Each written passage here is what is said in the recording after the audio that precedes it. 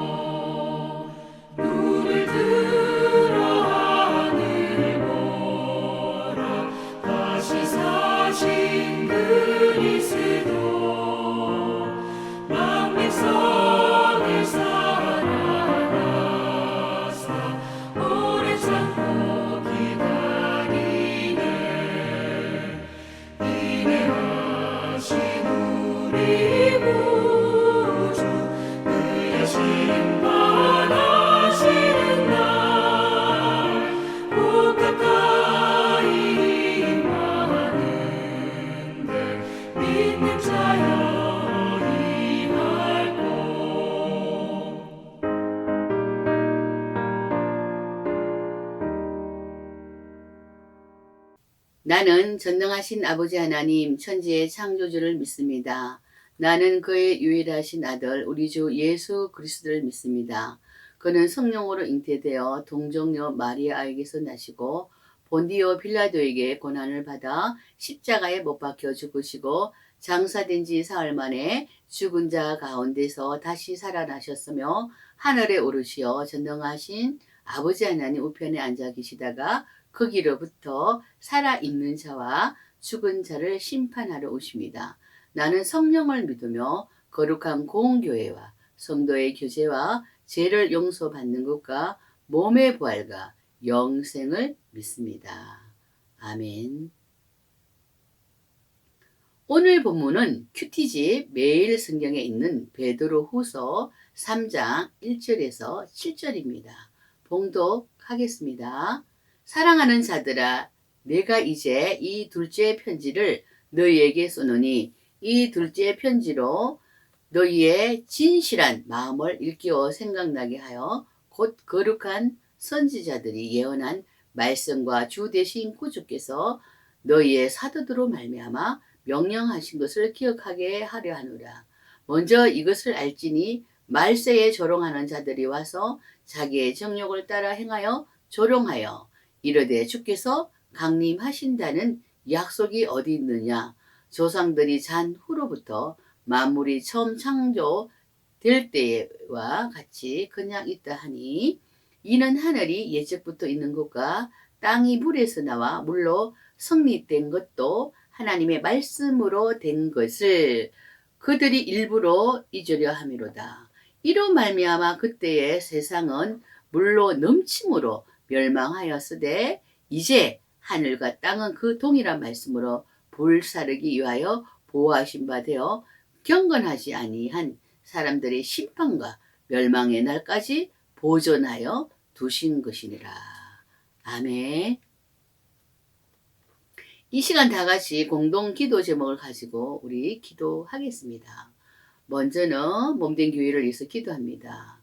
지금의 서울교회 강야 공동체가 겪고 있는 이 어려운 상황들을 하나님의 선한 방법으로 인도하여 주셔서 교회가 회복되어 교회의 비전들이 이루어지게 하시며 또한 우한 코로나 바이러스가 사멸되고 백신 접종도 속히 맞을 수 있도록 그리고 성도들이 온라인 예배를 드릴 때 은혜가 충만하게 하옵소서.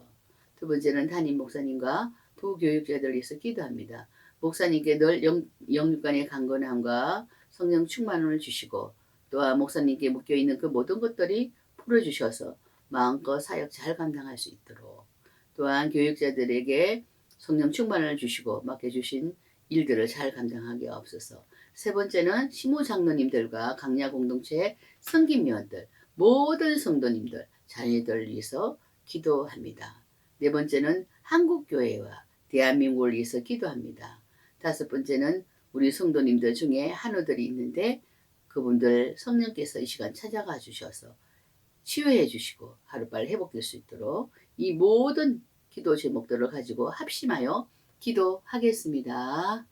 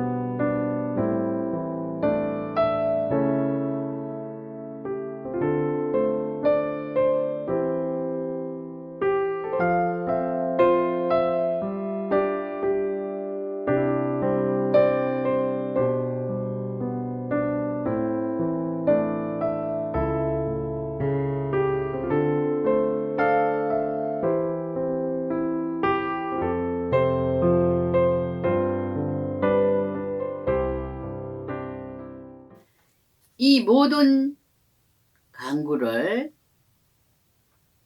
예수 그리스도의 이름으로 기도하옵나이다. 아멘.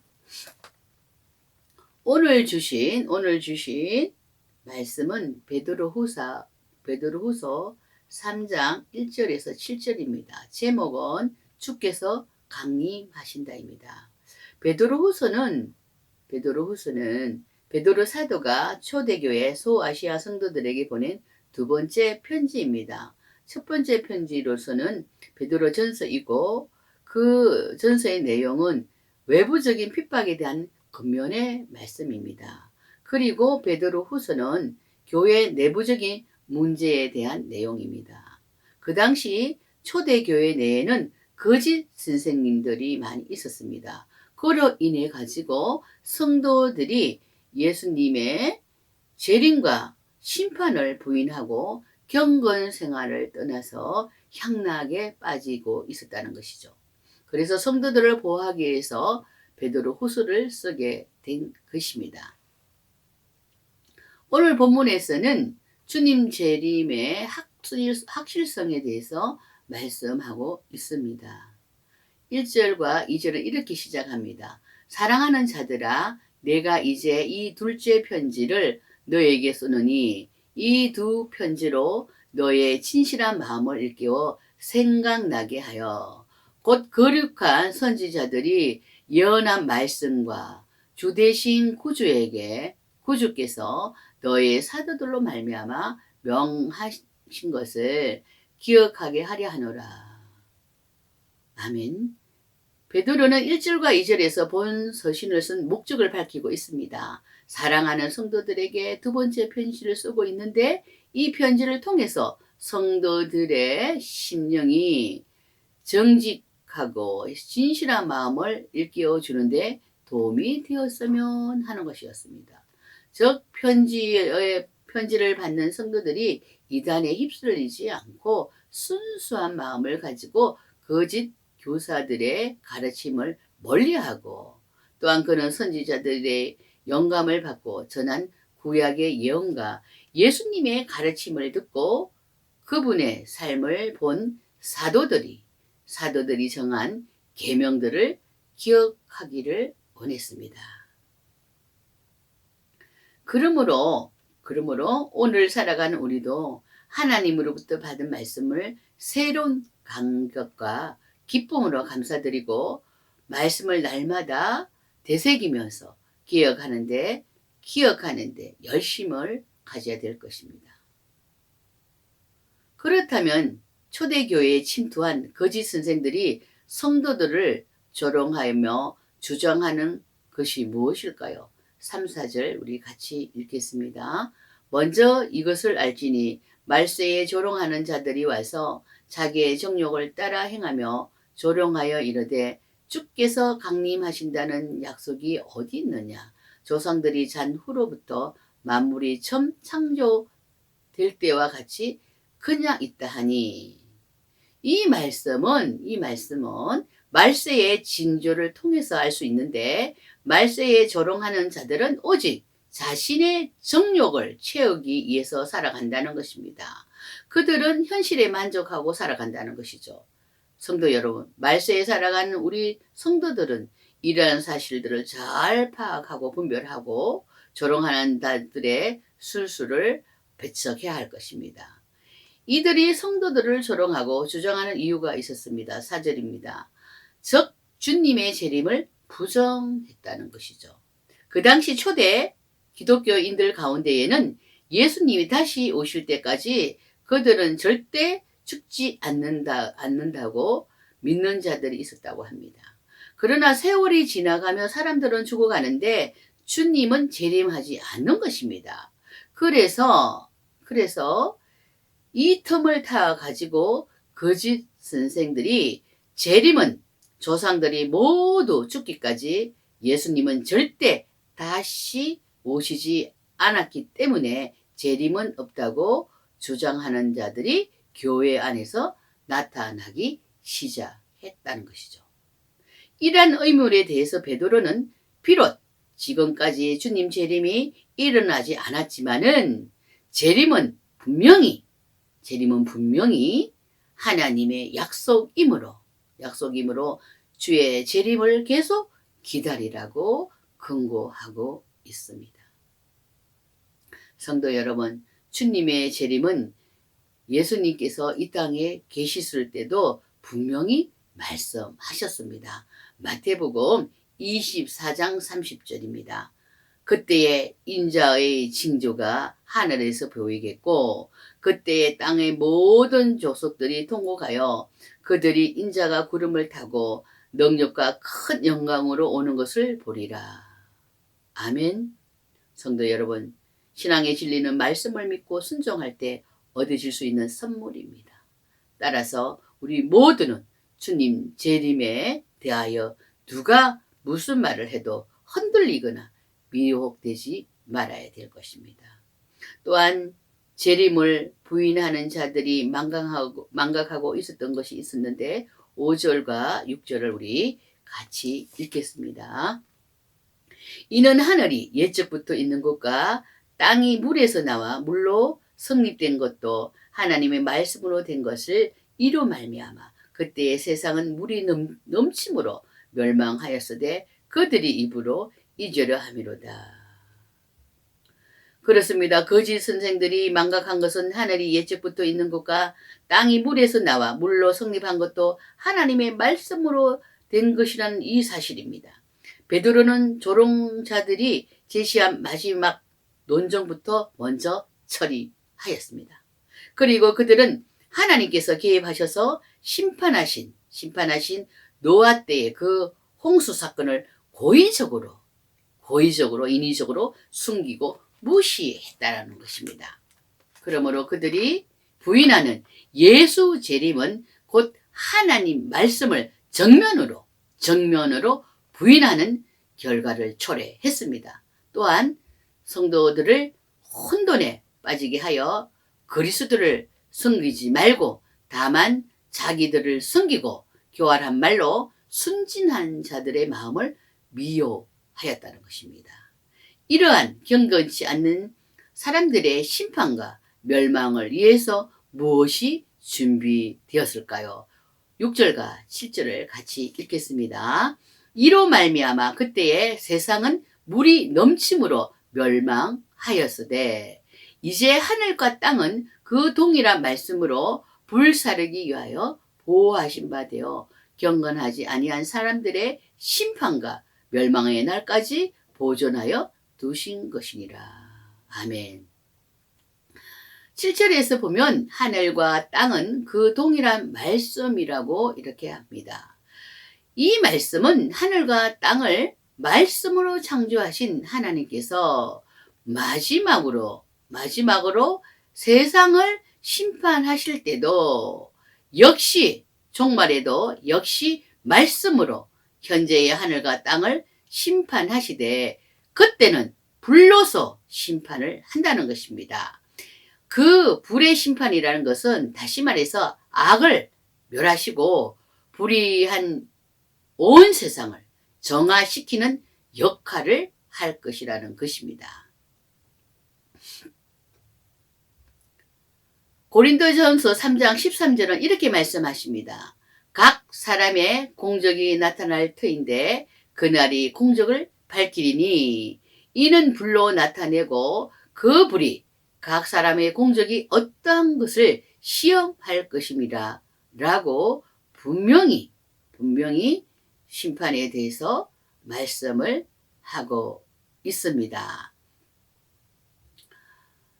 여러분, 인간들은 자신의 행위를 합리화시키고 자신은 결코 죄인이 아닐 뿐 아니라 심판에서도 제외될 것이라고 믿고 살아가고 싶지만 공의의 하나님은 인간의 죄를 결코 묵과하지 않습니다.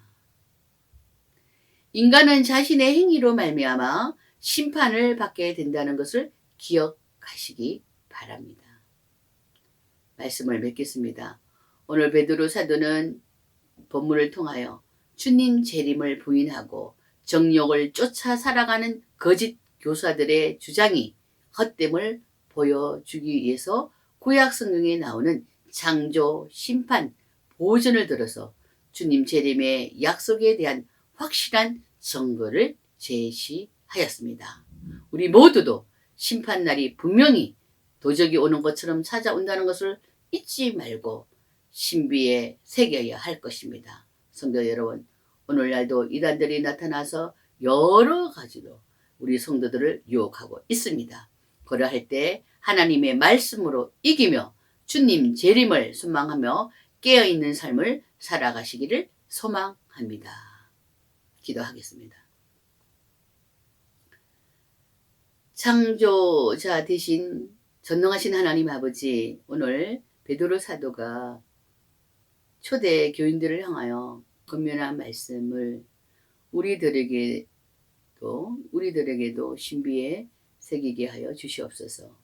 구약의 선지자들이 예언한 대로 예수님의 초림이 성취된 것 같이 심판주로 다시 오실 주님을 소망하며 경건하게 살아갈 수 있도록 인도하여 주시옵소서. 이 모든 간구를 재림주로 다시 오실 예수 그리스도 이름으로 간구하옵나이다. 아멘. 하늘에 계신 우리 아버지, 아버지의 이름을 거룩하게 하시고 아버지의 나라가 오게 하시며 아버지의 뜻이 하늘에서와 같이 땅에서도 이루어지게 하소서. 오늘 우리에게 일용할 양식을 주시고 우리가 우리에게 잘못한 사람을 용서하여 준 것 같이 우리 죄를 용서하여 주시며 우리를 시험에 빠지지 않게 하시고 악에서 구하소서. 나라와 권능과 영광이 영원히 아버지의 것입니다. 아멘.